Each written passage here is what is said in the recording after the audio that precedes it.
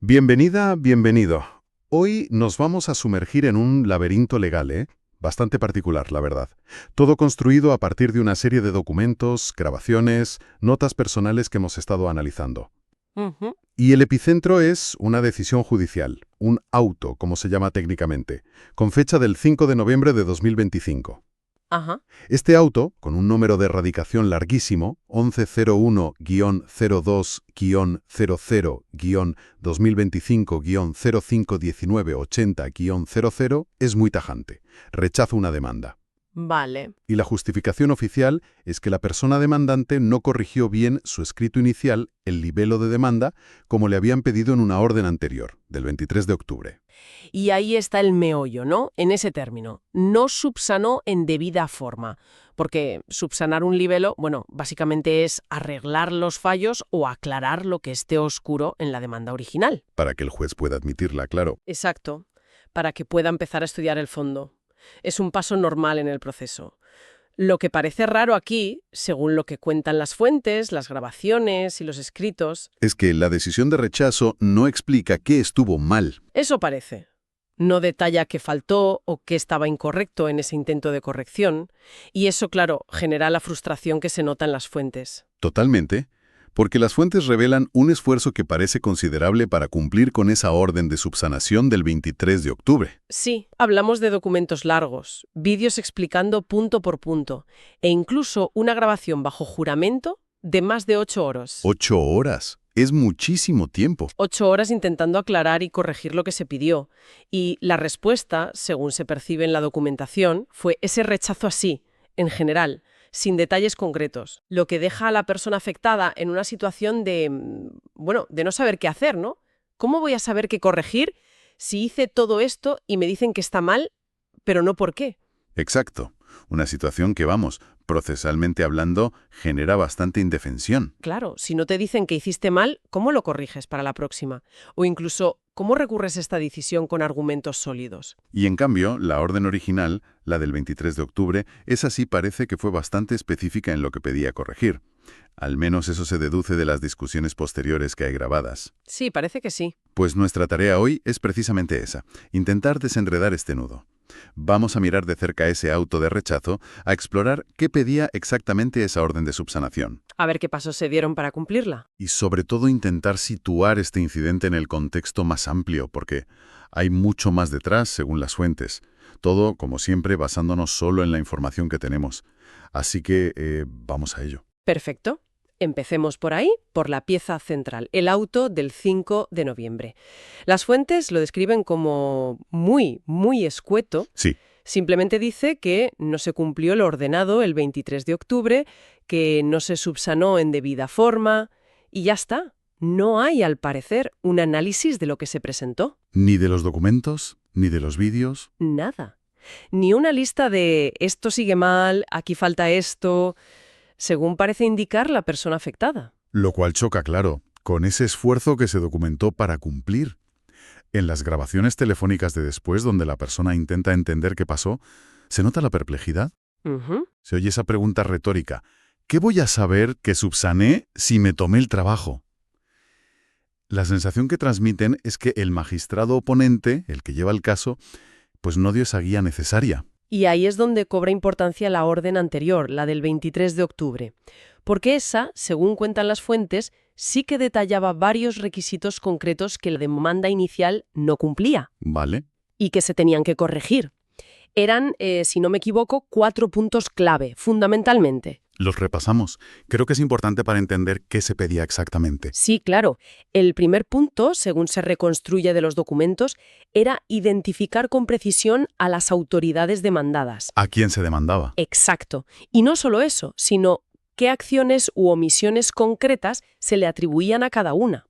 Parece que la demanda original mencionaba muchísima gente, hasta 36. Una barbaridad. Sí, entre particulares, funcionarios, magistrados, pero sin concretar qué se le reprochaba a cada uno. Y eso es básico, claro, para que puedan defenderse y para que el juez entienda de qué va el caso. Entendido. ¿Y el segundo punto? El segundo era que si se demandaba a una autoridad judicial, un tribunal o un juzgado, por ejemplo, Ajá. había que indicar claramente el número de radicado, el expediente del proceso judicial en cuestión, y señalar la decisión, la actuación o la falta de actuación específica que se consideraba que violaba derechos. Vamos, el contexto judicial previo. Fundamental también. Eso es, porque si no, es imposible revisar qué pasó antes. Y parece que la demanda inicial tampoco era clara en esto. Vale, identificar bien a quién, qué se le achaca y si es un juez, en qué caso concreto. ¿Qué más pedían? El tercer punto era definir las pretensiones. Es decir, ¿qué se busca conseguir concretamente con la demanda? ¿Qué quieres que haga el juez? Exacto. No basta con decir, me han vulnerado estos derechos fundamentales, que es importante, pero hay que decir qué pides al juez que ordene. Y según la providencia del 23 de octubre, la demanda original no tenía esa concreción. Ya. Y el cuarto punto era más una formalidad, ¿no? Una formalidad, pero de las importantes. Se exigía hacer una declaración bajo juramento diciendo que no se había presentado otra acción legal igual. Otra tutela, supongo. Sí, parece referirse a una acción de tutela, que es ese mecanismo rápido de protección de derechos en Colombia. Pues jurar que no se había presentado otra por los mismos hechos y derechos. Que eso lo pide la ley, ¿no? Sí. El artículo 37 del Decreto 2591 de 1991 que regula las tutelas. Y además se incluía la advertencia legal sobre las consecuencias de mentir bajo juramento, o sea, cometer falso testimonio. Bien, entonces tenemos 4 cosas bastante claras.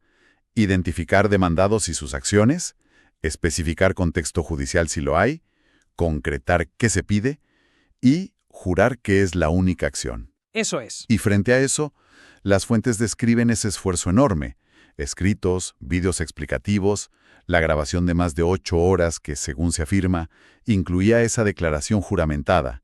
¿Cómo se come entonces el rechazo sin más detalles? Esa es la gran incógnita que transmiten las fuentes. Sí, la reacción inmediata que se plantea en las conversaciones grabadas es, bueno, poner un recurso de aclaración. O una solicitud de aclaración. Pedirle al mismo juez que aclare su decisión. Exactamente.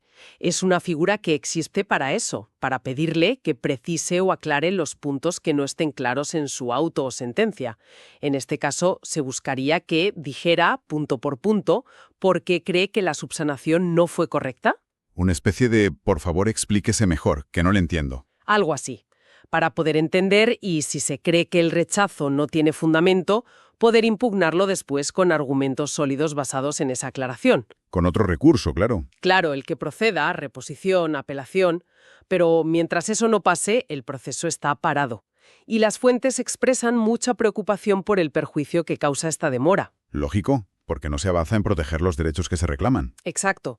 Incluso se menciona la posibilidad de denunciar al magistrado por este retardo, argumentando que ya hay pruebas suficientes aportadas. O sea que la cosa escala. Parece que sí, y es que esta situación, este nudo procesal, no es algo aislado. Las propias fuentes lo atan directamente a una acción de tutela mucho más grande, que se presentó originalmente el 14 de agosto de 2024. Ah, vale.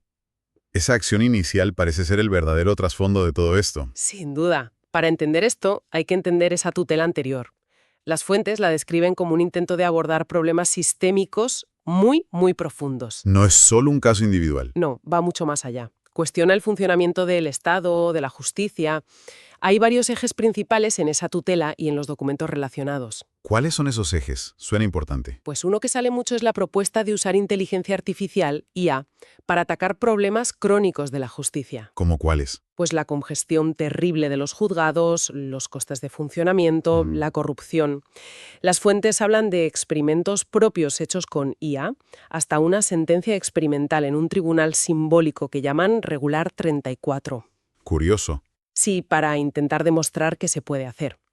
Y se critica que el sistema judicial parece muy reacio a siquiera considerar estas herramientas tecnológicas. Interesante. ¿Qué más trataba esa tutela? Otro eje clave es la supuesta violación de un derecho constitucional muy concreto, el del artículo 40, inciso 5 de la Constitución colombiana. ¿Y qué dice ese artículo? Pues permite a los ciudadanos presentar iniciativas legislativas y normativas ante las corporaciones públicas. Y la fuente alega que propuestas concretas basadas en tecnología para mejorar la justicia Las han ignorado. o bloqueado, según dice, por parte de magistrados y fiscales, Y esta inacción la califican las fuentes como prevaricato por omisión. Uf, palabras mayores. Prevaricato por omisión. ¿Qué significa exactamente? Pues es un delito. Lo comete un funcionario público cuando tiene el deber legal de hacer algo y no lo hace, o lo retrasa, o lo hace mal, para perjudicar o beneficiar a alguien. Vale. Aquí la acusación es que al ignorar o no tramitar esas propuestas ciudadanas para mejorar la justicia, algunos funcionarios estarían incumpliendo su deber y cometiendo ese delito. Entendido. O sea, IA, derecho a presentar iniciativas. ¿Qué otros temas se tocaban? Pues las fuentes mencionan críticas directas a la ineficacia o la falta de respuesta de organismos de control y altas cortes.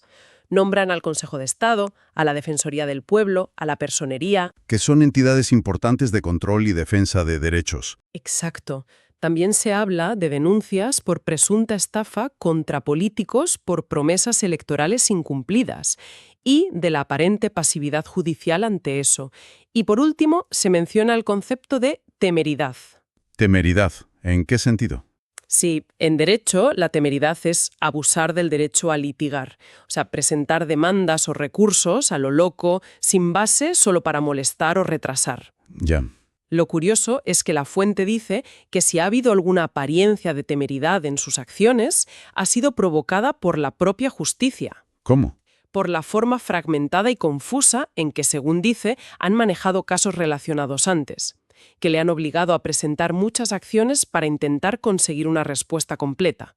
Es darle la vuelta al argumento. Vaya. Es una visión muy crítica del sistema, desde luego. Y hay un punto más que me llamó la atención en las fuentes, que tiene que ver con esa advertencia sobre el falso testimonio que metieron en la orden del 23 de octubre. Ah, sí. Esa advertencia parece que provocó una reflexión interesante en la persona afectada. Casi como devolver la pelota. ¿Qué dice? Pues las fuentes recogen un argumento que viene a decir, vale, a mí me advierten de no mentir bajo juramento. Pero ¿qué pasa con las autoridades o los actores del sistema que, en mi opinión, callan total o parcialmente la verdad sobre asuntos cruciales? ¿Y a qué asunto se refiere? Da ejemplos. Sí, menciona temas de mucho peso social y económico.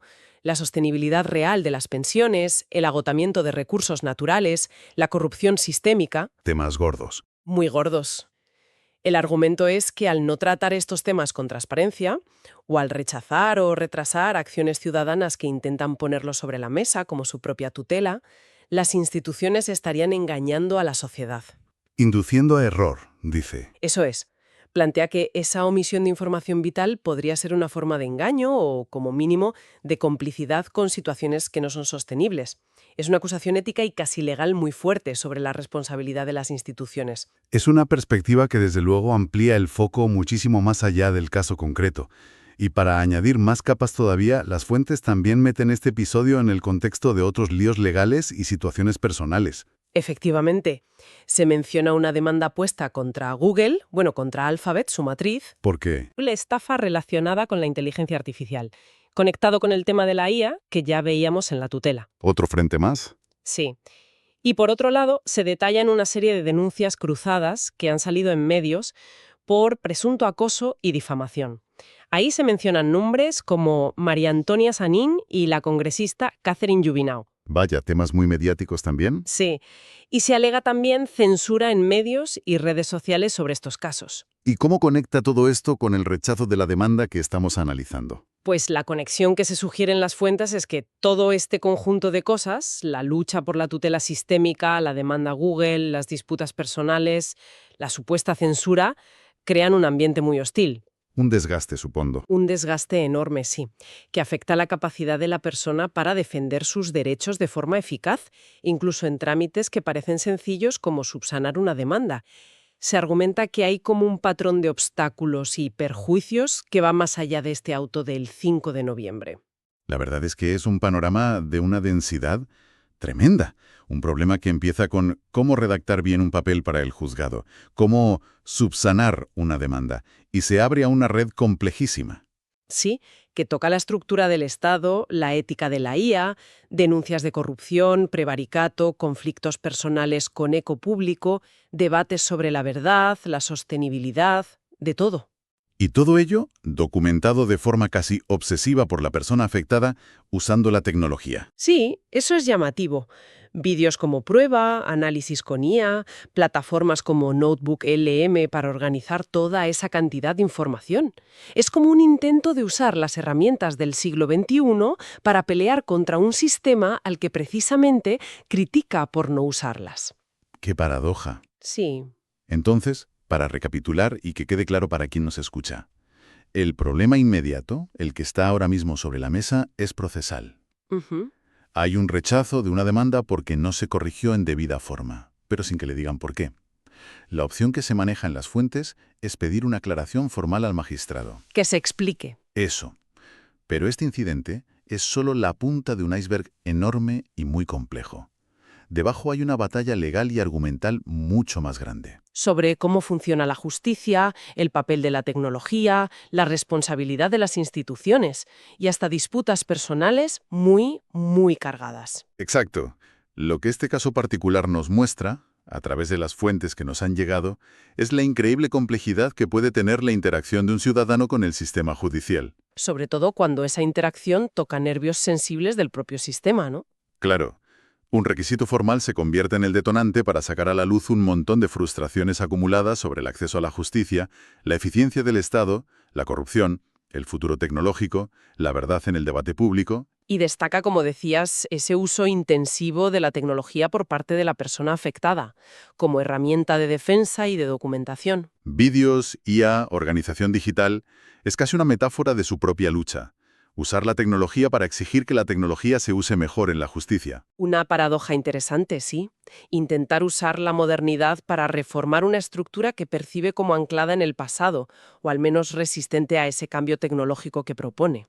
Y todo este análisis, basado en las fuentes que hemos revisado, nos deja inevitablemente con una pregunta ahí flotando, una tensión que se palpa. Vivimos en una época de información por todas partes. Cualquiera con un móvil puede generar y difundir cantidades enormes de datos, de argumentos, de denuncias.